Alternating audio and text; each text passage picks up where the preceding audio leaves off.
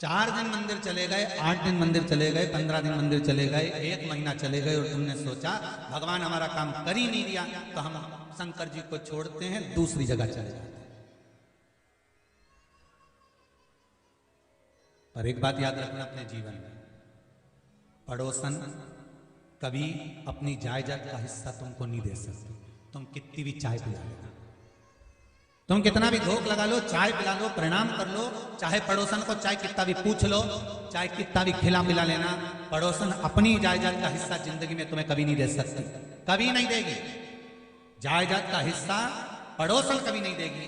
तुम सास को भले गाली दो, अपशब्द कहो, ताना दो, चाहे रोटी दो, चाहे मत दो, इसके बाद भी डोकरी मरेगी तो दौलत तुझे ही देगी। अब अंतर देख लेना जरा, बहुत सरल भाषा में समझना। तुम कहीं पर भी चले जाओ, किसी से भी जाकर निवेदन कर लो, घड़ी किराने की दुकान पर कभी नहीं सुधर सकता, घड़ी कपड़े की दुकान पर नहीं सुधरेगी। घड़ी ना किराने की दुकान पर, ना कपड़े की दुकान पर, ना कबाड़े की दुकान पर। घड़ी अगर सुधरेगी तो घड़ी की दुकान पर सुधरेगी।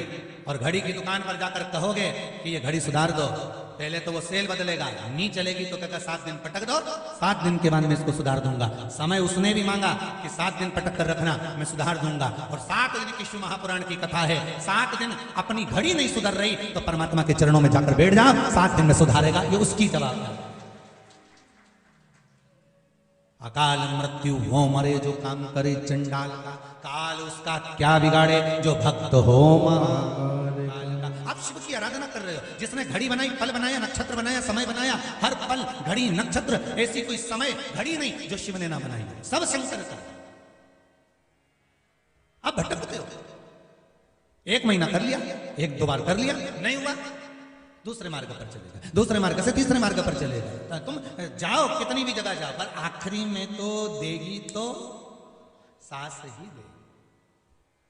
ब्रह्मा जी ब्रह्मलोक में है, भगवान विष्णु मृत्यु लोक में है, और भगवान विष्णु वैकुंठ लोक में है, और मेरा शिव, मेरा ओघड़ी, मेरा भोलेनाथ, मेरा कुबेर भंडारी, मेरा अवधूतेश्वर, मेरा भूतेश्वर मृत्यु लोक में।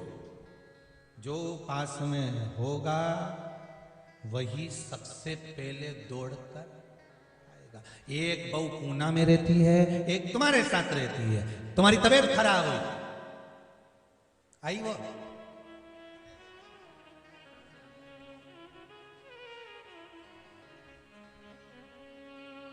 पर तुम्हारी पट्टी तो उससे ही अच्छी है जो दूर रहती है, क्योंकि दूर के ढोल सुहावने, जो नजदीक रहती है उससे कहां पड़ती है। वो तो तुम्हें खार सी दिखती है, अंदर जाए कमरा में लगे कि कुछ सोए भी तो एक आंख पूरे खोल के सोए, कि ये कहीं कुछ निकाल, जो करीब में रह रही है उस पे शंका कर, और जो दूर रह रही है वो बड़ी अच्छी है। आती दिवाली पे 2-4 दिन के लिए, होली पे आएगी, मम्मी जी करके 2-4 बार मम्मी जी करेगी, और एक अंगूठी का चूना लगा के ले जाएगी। थोड़ा बुरा लगेगा, लग जाए तो लग जाए, लगे। अब जरा विचार तो करो, विचार करिए। अंत समय भोले आना करेगा, वचन दिया निभाना पड़ेगा, आए ना आए प्रभु कुटुंब कबीरा, अंत समय भोले आना पड़ेगा, अंत समय भोले आना पड़ेगा। महाराज, ये जीवन है मनुष्य का, ये मानव का शरीर, ये मनुष्य का जीवन, मानव का शरीर है, मनुष्य का जीवन है, मानव तत्व है। बंद करवाइए मोटर को, बंद करवा दीजिए। शंभु शरण पड़ी मांगू घड़ी रे घड़ी, दुख काटो दया करी निदर्शन आपो। महाराज, ये मनुष्य का जीवन मिला, मानव का शरीर मिला, और मानव का जो शरीर है वो मिला तो है बड़ी मुश्किल से, बड़ी मुश्किल से। महाराज, जो नजदीक में है वो तुरंत दौड़ कर आ जाएगी, मम्मी क्या हुआ, भले बात मत करो, भले कितना भी बेकार व्यवहार हो, पर तत्काल में अगर आएगी तो वही आएगी।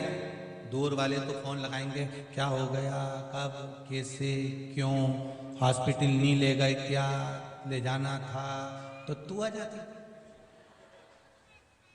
इतना ज्ञान दो ना, तो थोड़ा बहुत तो करो रे, सीधी सीधी बात है, करे कुछ नहीं। कई लोगों की आदत रहती है, जब नई नई सोने की अंगूठी पहनते हैं ना तो बड़ी इशारे में बोलते हैं, सामान उठाओ वहां से। जब नई नई सोने की अंगूठी पहने, जरा सामान उठाओ वहां से, उधर से उठा के उधर रखो। एक व्यक्ति की तो अंगूठी किसी ने देखी ही नहीं, तो उन्हें अपने घर में ही आग लगा दी और बाहर खड़े होकर बोले पानी डालो, पानी डालो, फिर अंगूठी घुमाए, उधर से डालो। तो क्या मतलब होता है, प्रेम जता रहे, और वो भी कितने दिन का, थोड़े दिन का। फिर वही कल वाली बात याद आ गई, तेरा तेरा दिन याद करे, क्यों रे मन सुमिरन क्यों नहीं करे। कितने दिन, ओके बाद तो नुक्ति से खूब झड़े, क्यों रे मन सुमिरन क्यों नहीं करे। बस फिर करना क्या, कौन याद कर रहा, किसको, कौन बुला रहा है, कौन याद कर रहा है। कुछ अच्छा कर्म कर कर जाइए, तो जीवन में ऐसा कर कर जाओ कि जीवन की सार्थकता बने, जीवन का एक आनंद सुख प्राप्त हो जाए। महाराज पूछा, कहा कि निर्मल मन से अगर शिव को भजाया तो शिव मिला, किनारे पर मोती नहीं मिल सकते, मोती अगर मिलेंगे तो महाराज थोड़ा सा तो डुबकी लगाना पड़ेगी, थोड़ा गोता लगाना पड़ेगा, मिलेंगे, प्राप्त जरूर होगा, वो मिलेंगे। बस हृदय को शिव से लगाना पड़ेगा, मन को शंकर से लगाना।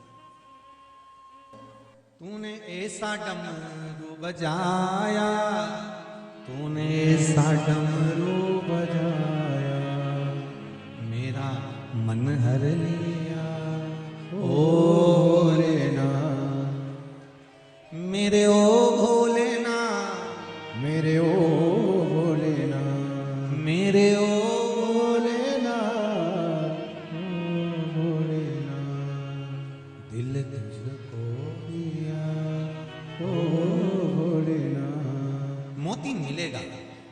शिव तत्व, भगवान शंकर की भक्ति, भगवान शिव का आशीर्वाद, शिव की कृपा, शिव की दया करुणा हमें प्राप्त होगी। पर पहले हमें थोड़ा सा तैरना आना चाहिए, थोड़ा सा हमको तैरना आना चाहिए। और यदि थोड़ा बहुत भी हमको कुछ तैरना आ गया, थोड़ा बहुत भी हम मंदिर जाना चालू कर दिए, शिव महापुराण में थोड़ा सा मन लगाना प्रारंभ कर दिया, थोड़ा सा मन शंकर की भक्ति में अगर लग गया तो ये पक्का है कि फिर अटकना नहीं। दुनिया वाले हाथ पकड़ते हैं और परमात्मा हाथ पकड़ता है, उसमें अंतर होता है, बहुत ध्यान दीजिएगा महाराज। दुनिया के लोग हाथ पकड़ते हैं तो कभी भी छोड़ देते हैं, कभी भी छोड़ सकते हैं, पर भगवान यदि हाथ पकड़ता है तो एक बार पकड़ने के बाद छोड़ता।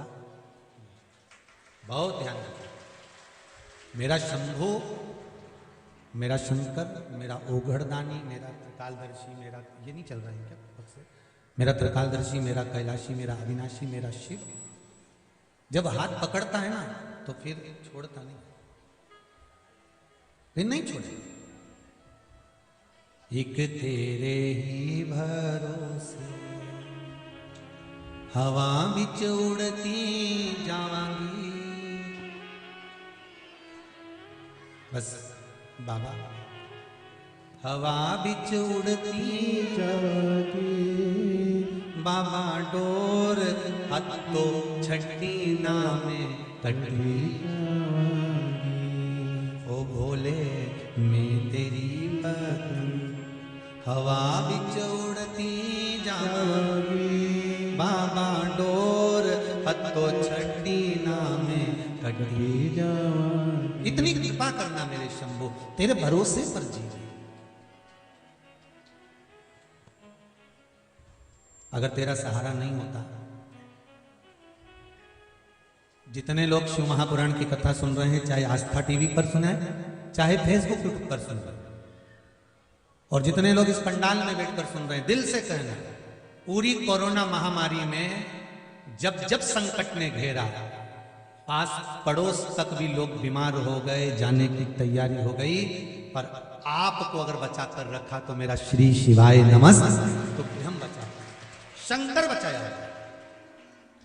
आप उसको दिल से रिझाओगे क्यों? एक पत्र आया, बड़ा सुंदर है पत्र, सभी सुंदर है, वो बहुत अच्छे अच्छे लिखे हैं आप।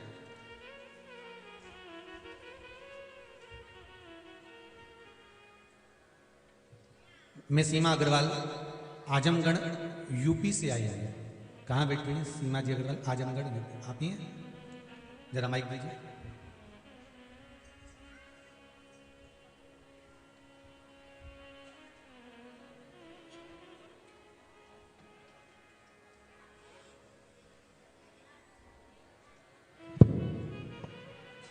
आपने पत्र में लिखा है,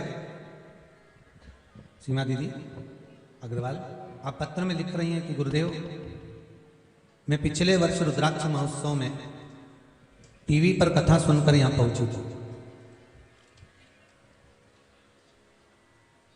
और बाबा से निवेदन करने पहुंची थी। क्या हुआ? रुद्राक्ष उत्सव में आए थे, उसके बाद कुछ हुआ? बाबा ने इसमें अपने पत्र में लिखा है कि मेरी 2 कामना थी। श्री शिवाय नमस्तुभ्यं गुरुजी। श्री शिवाय नमस्तुभ्यं। क्या नाम है आपका? सीमा अग्रवाल, आजमगढ़। आजमगढ़ से आए, यूपी से। पिछले साल रुद्राक्ष महोत्सव में हम आए थे। माइक पास में लो। पिछले साल रुद्राक्ष महोत्सव में हम आए थे जी। और 35 साल हो गए थे, मेरे पास घर नहीं था और हम बहुत दुखी थे।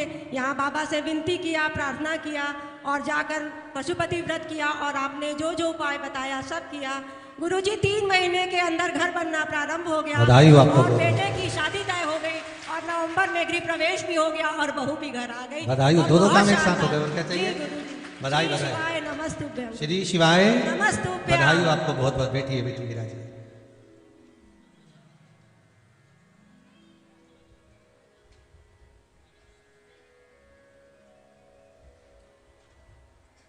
एक पत्र आया है, बड़ा छोटा सा है पर मस्त है। मैं मालती दुबे, होशंगाबाद से। आप ही हैं? श्री शिवाय नमस्तुभ्यं। जरा माइक देंगे? माइक नहीं बड़ा दे, माइक बढ़ाइए। बड़ा सुंदर पत्र लिखा है, छोटा सा है परंतु बात बड़ी सुंदर लिखी। गुरुदेव श्री शिवाय नमस्तुभ्यं, मैं मालती दुबे। श्री शिवाय नमस्तुभ्यं गुरुजी। श्री शिवाय नमस्तुभ्यं बहन। गुरुजी के चरणों में कोटि कोटि प्रणाम। गुरुजी मेरे बच्चे का परिवार पूरा अस्त व्यस्त हो गया था, 2 साल हो गए थे, लेकिन मैंने मार्च से यहाँ आई और आपके बताए अनुसार मैंने पशुपतिनाथ का व्रत किया तो मेरी बहू भी घर में आ गई और वो गवर्नमेंट जॉब में है बच्चा, लेकिन पता नहीं उसको क्या हो गया था, गलत संगत में आ गया था तो वो नौकरी पे भी नहीं जाता था। लेकिन जब से मैंने ना 1 लोटा जल चढ़ाना शुरू करा, 1 चावल डाल के, तब से वो नौकरी भी अच्छी कर रहा है और उसे क्वार्टर भी मिल गया। बधाई हो आपको बहुत बहुत। परिवार अच्छा रह रहा है? गुरुदेव जी उसकी एक गाड़ी घूम गई थी अपाचे, तो वो बैतूल में मिली, आपके पास में आई थी, आपसे मिली भी थी, आपने कहा था 5 दिन के अंदर मिल जाएगी, तो वो सच में गुरुजी मिल गई। और वो भगवान को कभी मानता नहीं था, लेकिन जब से मैं शिव पुराण की कथा सुन रही हूँ उसको भी सुनाती। वो आज मुझे लेके आया था, मुझे छोड़कर अपनी मन की अभिलाषा करके वो वापस चला गया। बाबा की कृपा। मैं अभी तक गुरुजी 6 बार यहाँ आ चुकी, लेकिन मैं अपने पैसों से नहीं आ पाती थी, मैं दूसरों की मदद से आई, लेकिन आज बेटा मेरा खुद लेके आया। मैं बहुत खुश हूँ कि मेरा बेटा भी खुश है और वो सब अच्छे से कर रहा है। बाबा की कृपा हो, बाबा ऐसी करुणा करे। श्री शिवाय नमस्तुभ्यं। श्री शिवाय नमस्तुभ्यं। बैठिए बहन, बहुत बहुत अच्छी बात, आपने अपने दिल की बात कही और ये तक कह दिया कि मैं अपने पैसे से नहीं आ पाई थी, पर भले पास पड़ोसी के पैसे से पहुंचे पर गलत जगह तो नहीं गए ना, गए तो मेरे बाबा के दरबार पर ही हो, बाबा के पास। तो बाबा साध ले, हृदय की चित्त की बात समझ ले, बस उससे निवेदन करो, विनय करो। शंभो शरणे मांगो घड़ी घड़ी दुख काटो, दया कर आप अगर दिल से उससे कहोगे, थोड़ा सा तैरना आना चाहिए, तो तुम धीरे धीरे जब तैरना जान जाओगे तो गोता लगाना सीख जाओगे। गोता लगाना अगर सीख गए तो नीचे से मोती लाना प्रारंभ हो जाएगा। उसी तरह अगर तुम शिव महापुराण की कथा सुन रहे हो, भले आस्था चैनल पर सुनो, भले मोबाइल पर सुनो, अगर सुन रहे हो तो समझ लेना कि तुम तैरना सीख गए हो। अब एक ना एक दिन तुम गोता लगा ही लोगे और बाबा मोती प्रदान कर ही देगा। कुछ ना कुछ मेरा बाबा तुमको देगा जरूर, कोई खाली नहीं गया बाबा। इस कुबेरेश्वर धाम का तो एक तत्व देखा है कि यहां से कोई खाली नहीं गया। कितना विश्वास है लोगों का। तो लोग वहां जोड़े ना, यहां से लगभग 300 मीटर 400 मीटर की दूरी पर, वहां से लोग दंडवत करते करते आते हैं, तब देखते हैं तो लोगों का विश्वास कितना प्रबल, कितना विश्वास। आप बस दिल से कहो। एक बार कभी बैठे उस भूमि पर, ये कुबेरेश्वर बाबा की ये धरा, कहीं पर भी बैठ कर देना। ये हम ये नहीं कहेंगे कि आप गुफा में जाकर 5-10 मिनट बैठे और फिर बोले, आपकी जहां मर्जी पड़े आप तो वहां बैठ कर बैठे। श्री शिवाय नमस्तुभ्यम, आप तो उससे कहो दिल से।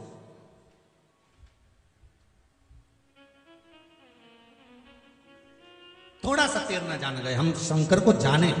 अभी तक हम शिव को नहीं जानते थे, अभी तक तो हमने शंकर के केवल घर के लोग जाते थे तो हम भी चले जाते थे। पहले हम जितने लोग कथा सुन रहे हो ना, शिव तत्व से दूर थे, बहुत दूर।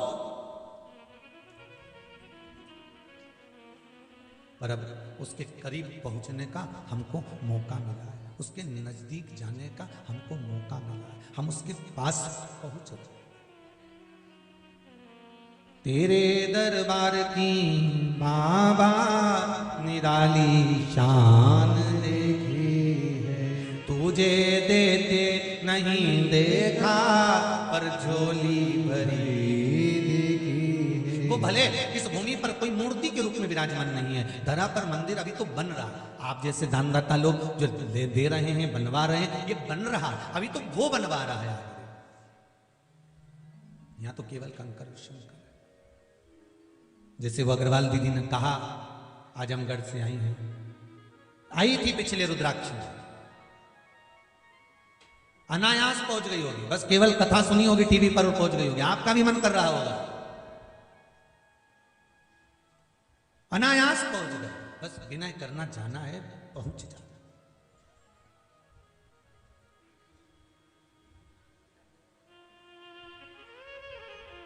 क्या पता भोलेनाथ जी को भी ये रुद्राक्ष उत्सव कराना था, नहीं तो बीच में लॉकडाउन लग गया था, तो विचार कर लिया था कि भले लोग कह रहे हैं कि रुद्राक्ष चाहिए और बीमारी को दूर करने के लिए, समृद्धि के लिए, लक्ष्मी के लिए, पर विचार करा था कि रुद्राक्ष उत्सव नहीं करेंगे, क्योंकि लॉकडाउन शासन प्रशासन के साथ चलना पड़ता है। सबकी स्वास्थ्य अच्छा रहे, सब निरोगी रहे, यही बाबा से विनती है। पर बाबा को कराना होगा, इसीलिए उन्होंने 15 दिन पहले ही लॉकडाउन हटा दिया। रात का भी लॉकडाउन लगा हुआ था, तो बाबा ने कहा और आधी रात को इधर उधर घूमते फिरेंगे पूरे जंगल में।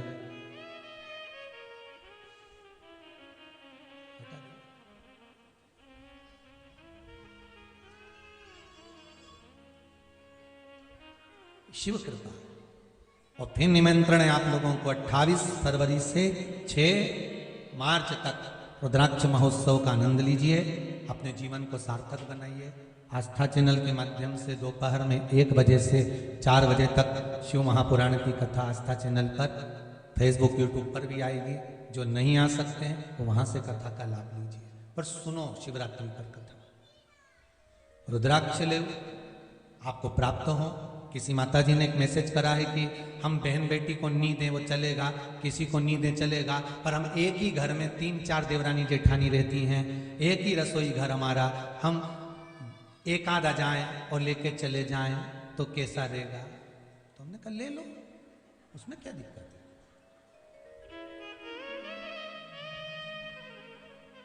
आप कितना आस्था है, विश्वास है, तो बाबा का नाम लेकर भी आप जो कार्य करेंगे तो बाबा तो स्वीकार करेगा। मेरे बाबा को छल छिद्र कपट नहीं भाता, दिल से रीझ जाता है। थोड़ा दिल से रीझेगा, आपके छल और कपट से वो नहीं रिश्ता, केवल निर्मल मन सो मोही उसको नहीं।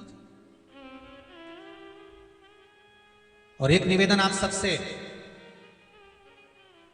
जो लोग कुबेरेश्वर धाम आ रहे हैं, अगर बाबा की इस धरा पर पंडाल फुल हो जाए, रुकने की जगह व्यवस्था ना हो, आप गाड़ियां लेकर आ रहे हो, तो कुबेरेश्वर धाम से सीहोर मात्र 8 किलोमीटर की दूरी पर है, जहां पर सीहोर वासियों के द्वारा, समाजों के द्वारा धर्मशालाओं का निर्माण है। उन सभी धर्मशालाओं में आप सभी के लिए रुकने की व्यवस्था निःशुल्क करी गई है। आप आओ, रहो आराम से, रात्रि विश्राम, जैसे राठौर समाज धर्मशाला है, ब्राह्मण समाज धर्मशाला है, माहेश्वरी समाज धर्मशाला है, आज 2 एक नाम हो रहा है, भावसर समाज धर्मशाला है।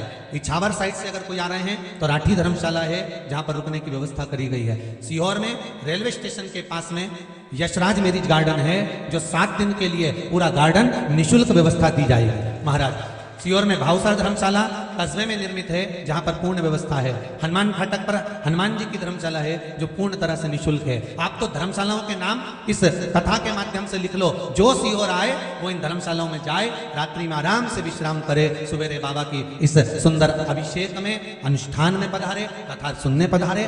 दिन भर खूब प्रेम से भोजन भंडारा करो, आनंद से कथा सुनो। शाम को 7 बजे 6 बजे बाबा की आरती करो। 7 बजे सुंदर बाबा के नृत्य के रुद्राक्ष का वृक्ष कैसे उत्पन्न हुआ, कैसे रुद्राक्ष निर्मित हुआ, इन सब लीलाओं का दर्शन यहाँ नाट्य मंचन के हिसाब से दर्शन करें। और फिर शाम को अपनी गाड़ी, और ये भी नहीं है कि पार्किंग से गाड़ियां दूर होगी, जहां कथा स्थल है, मंदिर है, उससे मात्र 200 मीटर की दूरी पर गाड़ियों को रोकने के लिए परमिशन दी है गवर्नमेंट ने, और सुंदर पार्किंग की व्यवस्था करी गई है। आप लोग गाड़ी को आराम से वहां खड़ी करो, आराम से कथा सुनो, शाम को बढ़िया चकाचक खा पी के जोरदार आनंद के साथ यहाँ से फिर सीहोर चले जाओ, और सीहोर में जाकर फिर धर्मशाला में आराम से विश्राम करो। सोने चांदी की कोई रकम पहन के मत आना, टेंशन लेके रत्ती भर का मत आना। तुम टेंशन लाओगे और बेचारा सीहोर वाला महाराज के दे जाओगे कि हमारा ये घूम गया, हमारा वो घूम गया। और छोरा छोरी लाओ तो उनकी एक एक रस्सी बांध के लाओ।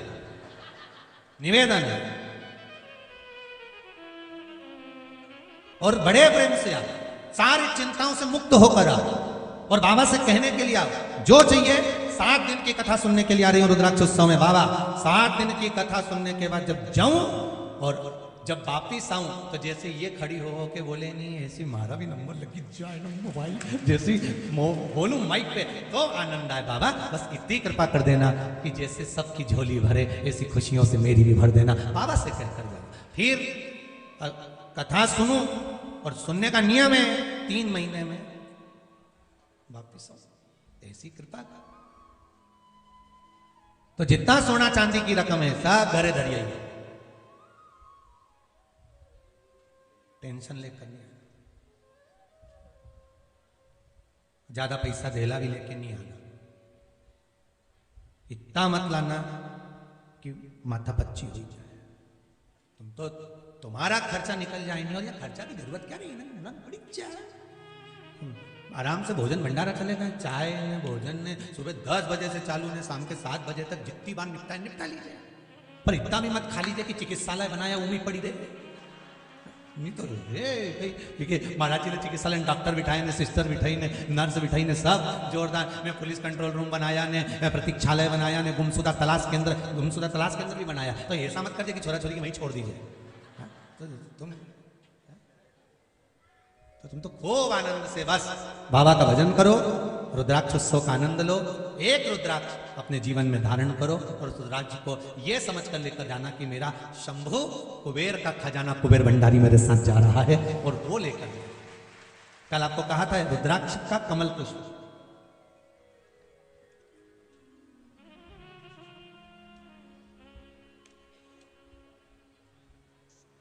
ये बाबा का रुद्राक्ष कमल पुष्प है।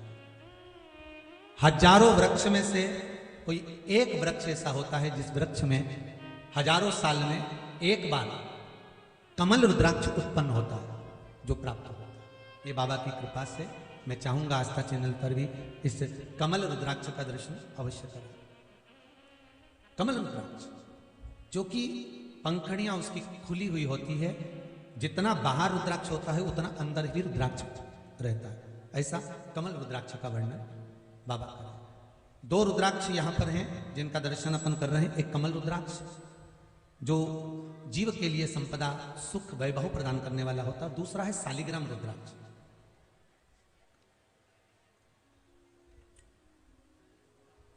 शालिग्राम रुद्राक्ष जो कि 7 मुखी, 11 मुखी, 16 मुखी और 18 मुखी तक होते हैं शालिग्राम रुद्राक्ष, जिनका दर्शन अपन कर रहे हैं।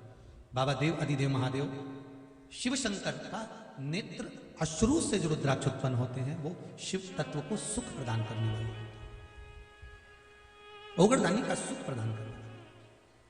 शंभो शरणे मांगो घड़ी रे घड़ी, दुख काटो दया करी निदर्शन। बाबा देव अधिदेव महादेव की कृपा, शिव की आराधना हम केवल मंदिर तक जाना सीख जाएं, शिव महापुराण तक जाना सीख जाएं, फिर गोता लगाना और मोती देना मेरे शंभू के हाथ में है। आज माता जगतजननी जगदम्बा मां पार्वती शंकर भगवान से कहती हैं, भोलेनाथ आराधना, साधना, मंत्र जाप, स्मरण करने में किस चीज की फल प्राप्ति होती है वो मुझे दर्शाने का प्रयास करें, कृपा करिए। बाबा ओगड़दानी त्रिकालदर्शी कैलाशी अविनाशी मेरे शिव, मेरे ओगड़ी, मेरे भोलेनाथ कह रहे हैं, मेरे शंभू कहते हैं, जगत जननी जब 5 कर्मेंद्री, 5 ज्ञानेंद्री और 1 मन, इन 11 इंद्रियों के इस शरीर से जो मंत्र निकलता है, जो मंत्र जाप निकलता है, जो स्मरण निकलता है, वो जीवन का सुख देने वाला होता है। एक भगोना दूध, बहुत बड़ा भगोना दूध का, उसका दही बनाना है तो जामन कितना डालोगे? दही बनाने के लिए जो उसमें जामन डालेंगे, गला पकड़ रहा है बाबू, जामन बनाने के लिए जो दही बनाने के लिए जो जामन डालेंगे, वो जामन डालेंगे कितना? थोड़ा सा।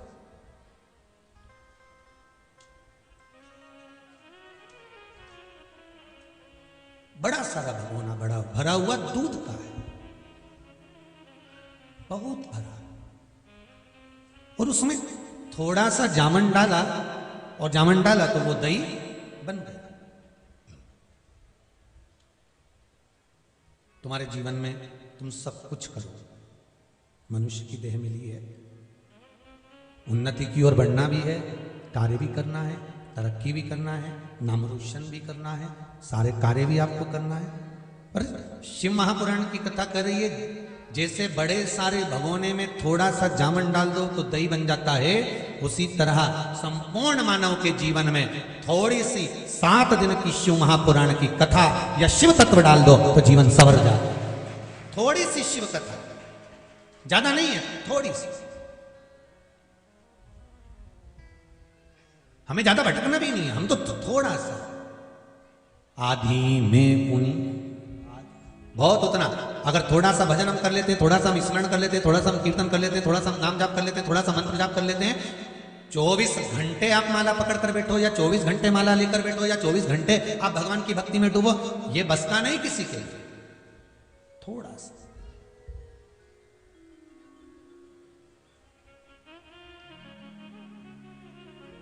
ना राम नाम लीनो तूने बड़ी जवानी में, तू डूब के मर जा रे चुल्लू भर पानी में, तू डूब के मर जा रे चुल्लू भर पानी में। मंत्र जाप अगर हम कर रहे हैं, थोड़ा भी मंत्र जाप कर रहे हैं, थोड़ा भी हम स्मरण कर रहे हैं, हमारे जीवन को हम सार्थक बना रहे हैं, हमारे जीवन को हम संवार रहे हैं।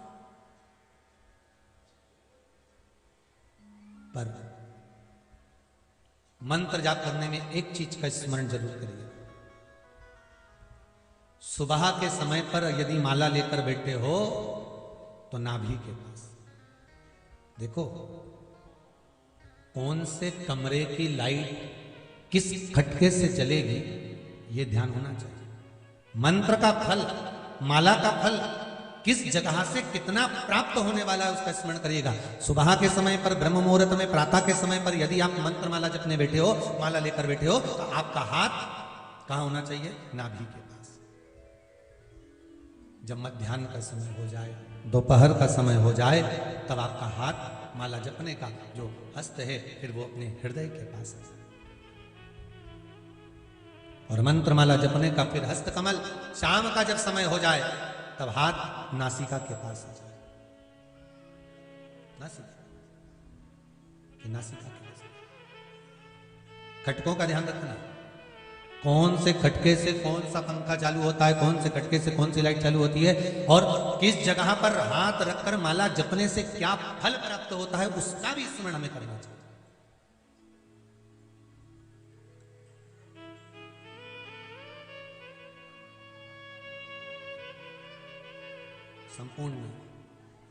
संपूर्ण उदर पोषण के लिए, केवल आप अकेले के उदर पोषण के लिए नहीं, संपूर्ण उदर पोषण के लिए जब ब्रह्म मुहूर्त में, प्रातः में, सुबह के समय जब मंत्र का जाप होता है, संपूर्ण ब्रह्मांड के उदर पोषण के लिए किया जाता है।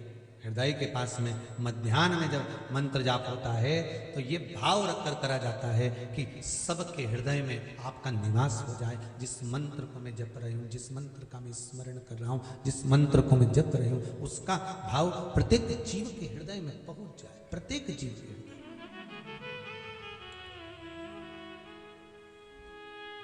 फिर जब शाम का समय, रात्रि का समय जब होगा, नासिका के पास हस्तकमल होगा, तब उसका स्मरण करिए कि अब ये शीश, नासिका, मस्तक सब भगवान के चरणारविंद में समर्पित हो जाए, सब समर्पित। मंत्र माला शिव महापुराण की कथा कहती है कि मनुष्य की सार्थकता, मनुष्य के जीवन का आनंद उसकी जाप, उसके अनुष्ठान, उसके स्मरण से उसको फल की प्राप्ति है।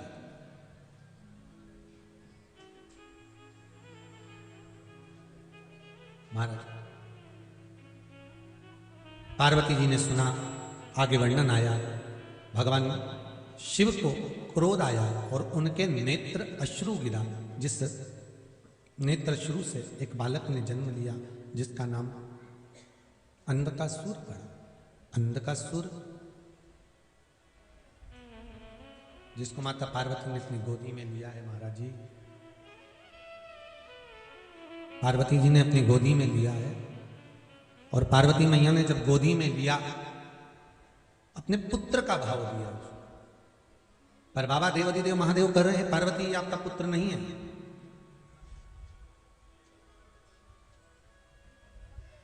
ये आपका पुत्र नहीं है। क्यों? पार्वती ये मेरे नेत्र बंद करने के बाद प्रगटा, और यदि नेत्र बंद करने के बाद अगर प्रगटा है तो ये आपका पुत्र नहीं। पुत्र की सार्थकता कब तक है? पुत्र की सार्थकता किस समय तक है?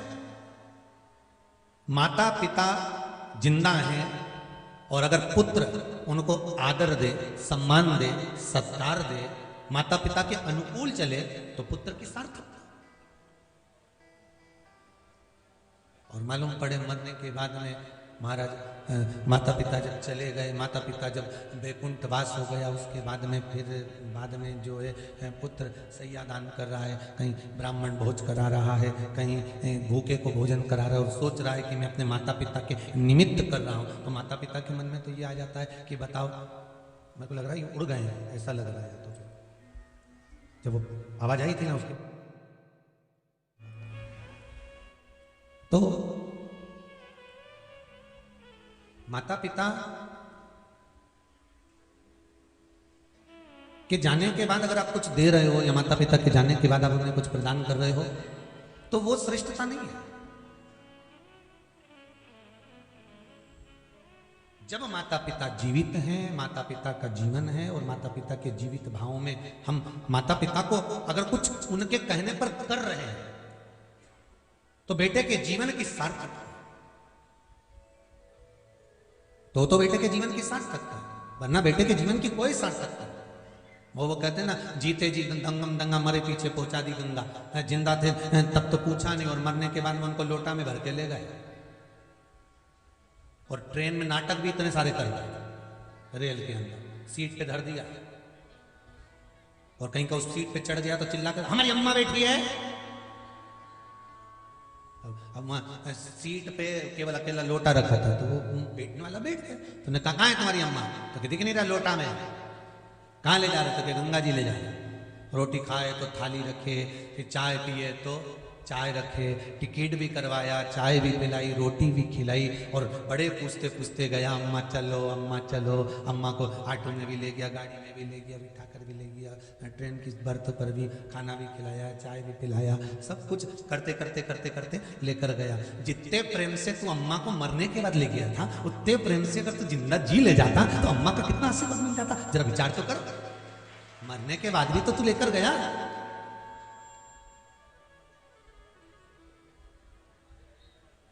मरने के बाद भी तो लेकर गए हो, पर जीते जी अगर लेकर चले जाते, जीते जी अगर लेकर पहुंच जाते, तो सार्थकता होती कि नहीं होती जीवन की?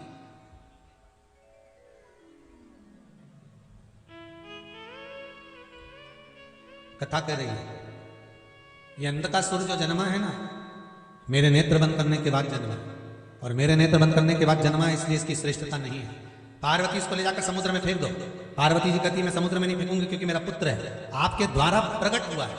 अब देखिएगा जरा, भगवान शंकर के नेत्र बंद थे, और नेत्र बंद होने पर पुत्र पैदा हुआ, उसका नाम अंधकासुर हुआ, और भगवान शंकर ने ही उसका संहार करवाया। और भगवान शंकर के नेत्र बंद थे, पार्वती जी ने हाथों से भगवान शंकर के नेत्रों को बंद कर दिया था। जैसे ही नेत्र बंद हुए, पार्वती जी ने नेत्र जैसे ही शिव जी के बंद करे, बंद करते से उनके नेत्र से एक अश्रु नीचे गिरा, जिसके गिरते से रुद्राक्ष का वृक्ष उत्पन्न हो गया। दोनों में अंतर देखिए, एक नेत्र बंद थे जिससे पुत्र पैदा हुआ जिसका नाम अंधकासुर था, एक नेत्र बंद हुए जिससे वृक्ष उत्पन्न हुआ जिसका नाम रुद्राक्ष था। ध्यान दीजिएगा, अंधकासुर भगवान शंकर स्वयं संहार कर रहे हैं, और रुद्राक्ष जिसको शंकर भगवान स्वयं शिव महापुराण के अंदर लिख रहे हैं, कह रहे हैं। तुमरुका जी की साक्षी में मेरे शंकर ओगरदानी काशी विश्वनाथ कहते हैं, सुनो तुमरुका जी, ये वो वृक्ष है जिस वृक्ष का फल अगर जीव अपने हृदय पर धारण कर लेता है या अपने पास रख लेता है, तो वो किसी फल से वंचित नहीं रहता, सारे फलों से प्राप्त हो जाता है। शिव कह रहे हैं, काशी खंड में स्कंद पुराण में सुंदर भाव वर्णन किया, स्वयं तुमरुका जी को समझा, स्वयं तुमरुका जी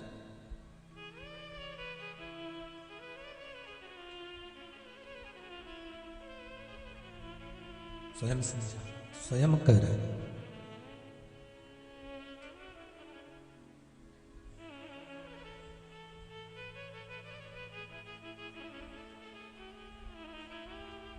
महाराज